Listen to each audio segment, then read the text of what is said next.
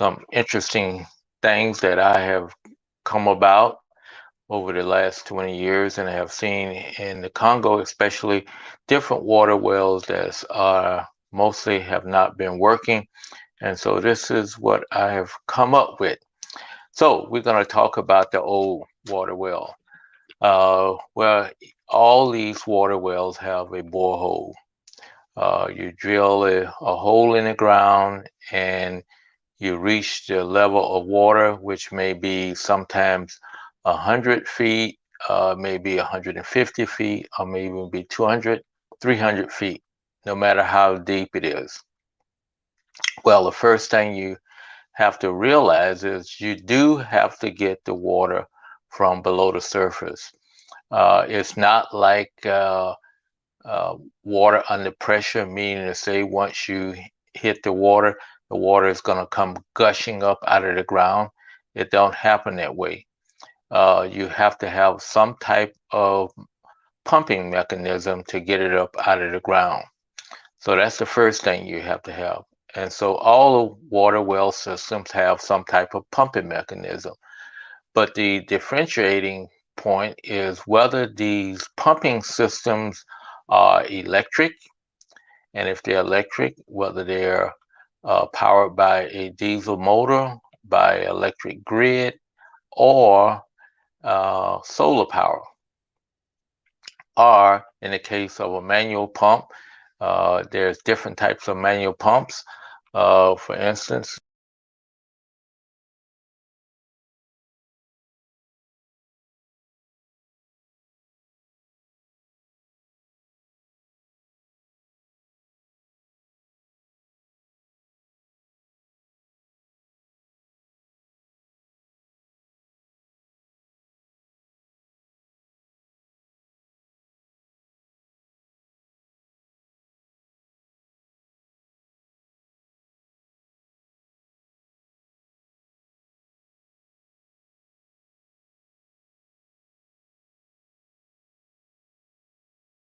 uh, that that it just comes up out of the ground naturally. Even if you have a bigger well where you dip in a bucket down there, you still have to get the water up. So let's get that out of the way. All these are typically the same thing, but what we're going to be discussing today is the evolution from an old system to a new system. The old system that I would say is manual. Just like I say, when I can remember going uh, operating a manual pump, we would have a manual pump either connected to the house or near the house, or some people even had that built their house around a manual pump. And so they would have water in there, but that water would not come up until you actually pumped it out. And that water is in one location. You pump as much water as you need, and then you take it to the bathroom or use it to cook or whatever the case may be. The same thing happens in a village.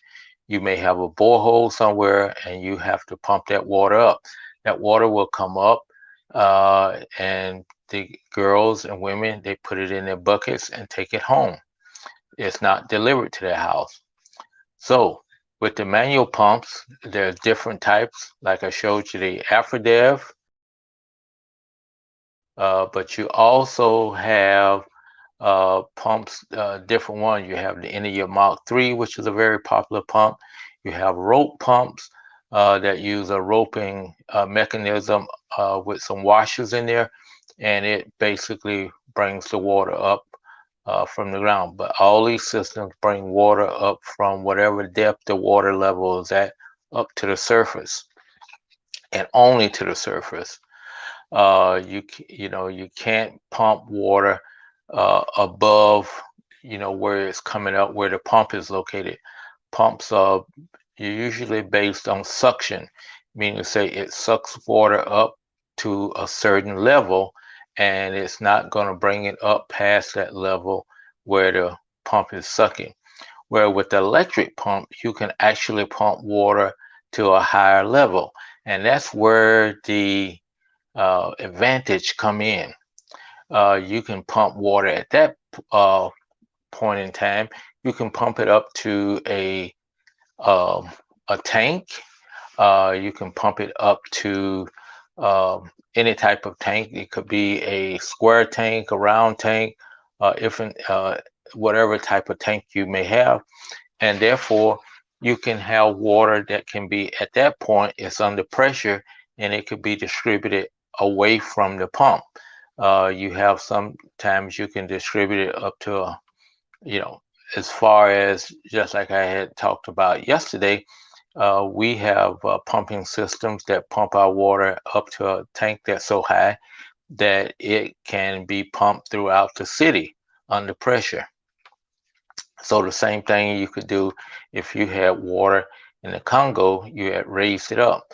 But the only way that you can raise it up is with some type of either mechanical, a diesel-driven mechanical pump, not a manual pump. You can or a electric pump. Mechanical pumps, they work pretty good, but they have inherent problems. So we have to pump those up. Hello, Bill. It's good seeing you, and thank you for stopping by today. And and we would I hope we can talk to you later, Bill. So uh, yeah, you got the mechanical electrical pumps. And Bill says he'll love to talk to me about some electrical pumps. Yeah, electrical pumps are fantastic. However, the problem that you have in most of Africa is the problem of how you're going to power those. They don't have a electrical grid that is what we say that is dependable, and so therefore the electrical grid goes out, you're without water. Whether hopefully it's only a few hours, because at that time you could have pumped water into a tank and then you wouldn't notice that the pump had stopped pumping until it ran dry. So that's one way you can do it. But the electrical grid, there is no such thing as electrical grid outside the major cities. And I would say, even in the case of where I'm in, mostly go to the Congo, in Kananga, the electrical grid only is on for maybe about 3 hours at night. So that does not leave time enough to, pump a lot of water. The other way you can run is with a generator. You use a generator. Generator takes the place of the grid, and it generates electric a current that will run the pumps. But that either runs off of, in most cases, diesel, because diesel generators are more popular because they have longevity. So once you work with those diesel generators, you have to put diesel into them. And that's an expense that you have to worry about. And I've noticed a lot of times when I go visit places, they do not have enough diesel, and so they run out of uh, uh, they're not running. So they've run out of diesel, and so they at the mercy of waiting for more diesel to show up before they can start pumping water again. So in those cases, the women and girls go back to what they were doing before, going to the river or going there as well. Finally, the next stage of that, which is I'm really so excited about, is solar pumps. Uh, the sun shines every day. Some days it's a little bit cloudy. However, with you plan and forecast for that by putting in enough panels, and even on a very cloudy day, the sun can still generate enough power to pump water. It may not pump as at maximum volume, but it will pump enough to supply a village. So that's therefore you always try to give them enough panels that they could pump water and have water even on a cloudy day, 3 or 4 days if it's cloudy, because it doesn't matter, because the next day if it's cloudy again, it's steady going to pump again. So With that electrical pump, uh, we can pump into a holding tank, no matter whether you're using diesel, mechanical pump that is powered in some kind of way, probably by diesel also, or you're using a solar panel. You pump that water into a holding tank, and therefore you can have a reserve of water, and also more importantly, you can have water pressure. And with the water pressure, you can distribute water into multiple locations and closer to the people. And even in the case of a house, if you had a pump at your house with a tank, you could pump water throughout your house, just like we have here, but you have your own system of water and your own power supply. So to me, that is very, very, very modern. It is the way to go. I'm not sure that a lot of people will have enough uh, money to have their own private system, but if on a community system, that will allow them to have water within uh, their in their area where they wouldn't have to walk to a river, lake to get water, or to a stream, or to a capped spring. And that would be uh, what we would call basic water service.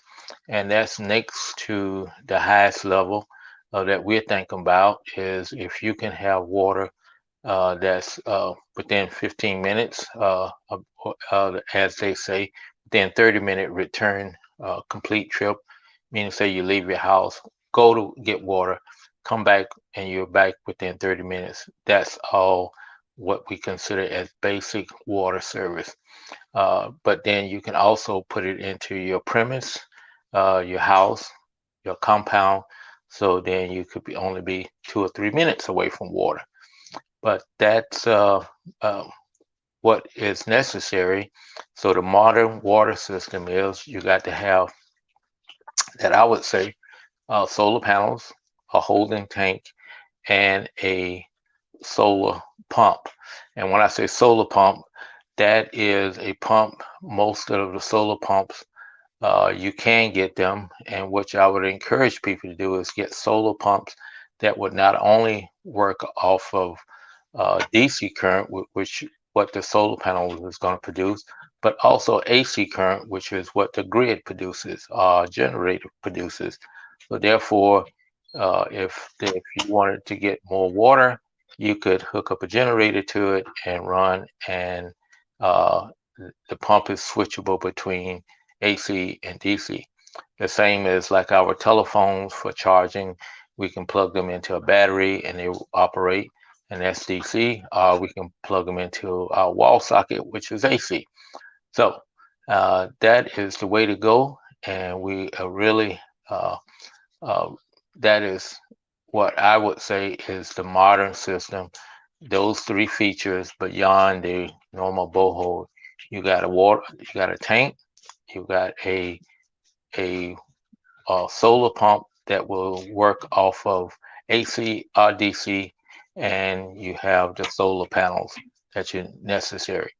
So that will ensure that the villagers have sustainable, a reliable system for getting water throughout the period. So thank you all for stopping by today. That's all I have. And if you have any questions, please drop them in the comments. And Bill, I will be getting with you. Bill Farr dropped me a message in LinkedIn, and I will need to sit down and talk to him. He's another person that works in developing countries with water systems. So thank you all for stopping by today. Really appreciate it, and we will talk with you later. So take care and be blessed.